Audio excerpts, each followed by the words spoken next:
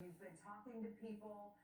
What are you hearing from them about then what worries them? You've talked about a best case scenario potentially now. What right in this moment is their biggest concern?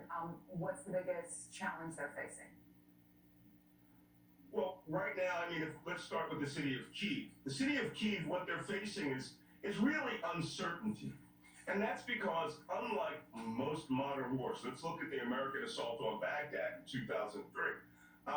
We, our armies rapidly and steadily progressed to where you could almost go out and see them, in parade fighting major combat forces. That's not happening here. So you have these little flare-ups in Kyiv. It's the indirect fire, artillery that you see hitting the city at night, or airstrikes or cruise missiles. Well, those are unnerving.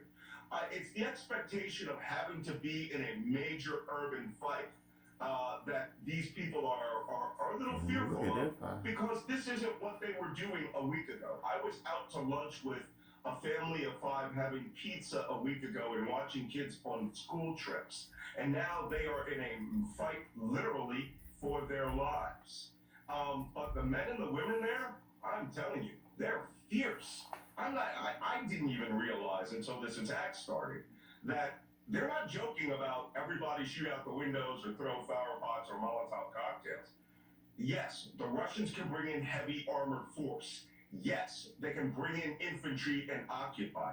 But again, they got to pull a 4-hour or 2-hour shift and get out of it alive. And I don't think many of them are going to get out of it alive before the Russians can bring down enough force to completely occupy these cities. Ukrainian army could break down, and it probably will break down and give up large pieces of territory. But when you've got 3 and 6 man, light anti-tank weapon, hunter teams blowing up all of your logistics, destroying your tanks, letting you get to that checkpoint and then killing you all in the night at that checkpoint, it's very, very hard. Russia is not the United States, okay? They don't have the guts of our armed forces to take these people on.